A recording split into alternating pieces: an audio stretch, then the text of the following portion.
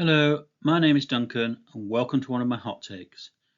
This hot take is about mechanical optimization in trees. Let's get to it.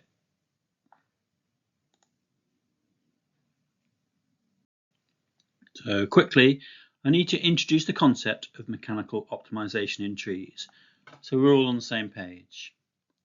This concept here is quite simple to understand, to be honest. Everyone agrees that plants can make acclimations to mechanical loading.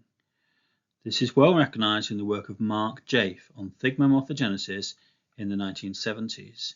Trees are plants, of course, so they acclimate to their mechanical loading too. However, the idea of mechanical optimization goes further than this. There is a belief that through loading the woody components of a tree repeatedly being loaded, they can become optimized, the best they could possibly be. This is often claimed via examples, all of which fit within the framework of thigmomorphogenesis. The examples do not show optimization.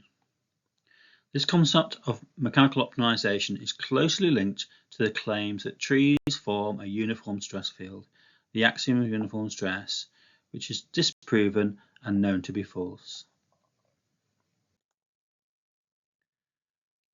Thinking critically is important when it comes to trees, tree structures, and managing trees. When there's an unsupported suggestion like this, it's not hard to pick it apart if one takes a critical stance. If a tree has any sort of goal in life, remembering that they are not self-conscious organisms, they don't really think or reflect on anything, it would be to survive and reproduce, as is the goal of nearly all living organisms. To achieve this, they need to produce a successful structure, but not an optimized one. Further, it is the wood of trees that provides its structural support, but also is utilized for sap conductance and the purposes of storage and plant defense. All high plants do exhibit an ability to acclimate their form and tissues after experiencing tissue strains. This process, as mentioned, is called thigmomorphogenesis and it's proven by science. However, science does not suggest that thigmomorphogenesis' goal is to produce an optimized structure, just an improved and successful structure. There is a world of difference between an improved structure and a perfect one. Perfect mechanically, that is. The diagram here is an academic paper discussing trade-offs in xylem. In this diagram, P-min stands for the minimum hydrostatic pressure in the xylem for it to function as a conduit for sap. You can see these scientific authors identifying quite a range of factors that need to be balanced when producing effective xylem. If the xylem is strong and dense, then this makes embolisms less likely. However, denser xylem can lower transport efficiency and reduce the opportunity for greater areas of parenchyma, key defense tissues in sapwood and cells in which starches are stored. The structural strength of a tree comes from its xylem, but xylem has to multitask as a tissue. This is similar to your own bones. They're not mechanically optimized either. Their semi-hollow centers contain soft bone marrow for processing your blood. If bones were solid, they would be stronger, but they're not because they have to do more than one function.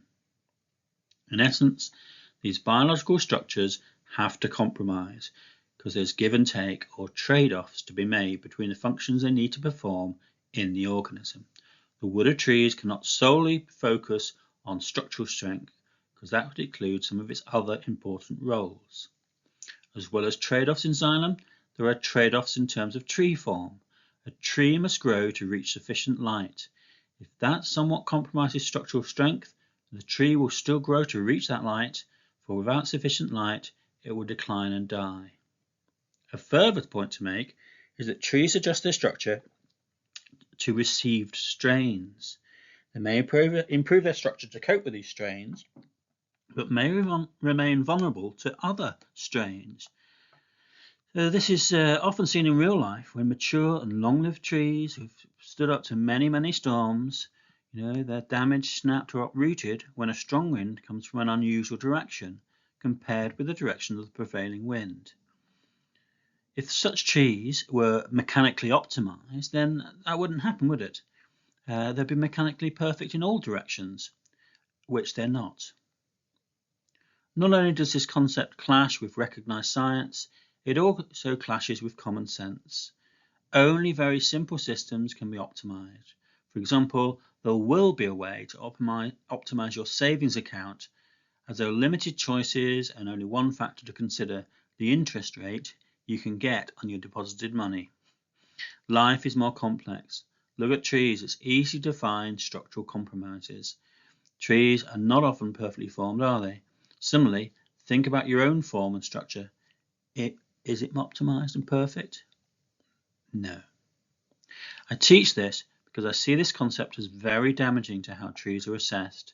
If one approaches the surveying of trees thinking that they should be mechanically optimized, then any tree that doesn't exhibit perfect form and structure will be at risk of criticism and being downgraded in surveys and reports. This is wrong, potentially very destructive of what are perfectly good trees.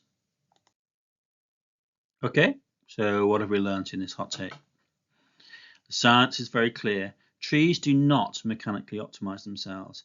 It's not unusual to come across a tree like this one as pictured on this slide, with dog legs and turns in its stem or branches. So long as the structure is successful in its goals, it doesn't need to be perfect. A tree is not a weighing machine. It has other functions than to make itself mechanically perfect. So some biomechanics experts go further, identifying that in some species there is biological design so that twigs and minor branches are shed in storms to protect the main structure of the tree. This phenomenon is known as crown shedding, and more storm-resistant trees exhibit a high propensity for crown shedding during high winds.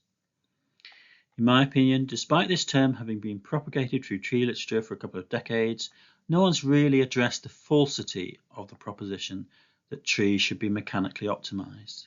The danger is that every non-perfect tree will be judged too harshly for a form or shape that turns out often to be successful for the particular scenario where the tree is growing and for the species involved.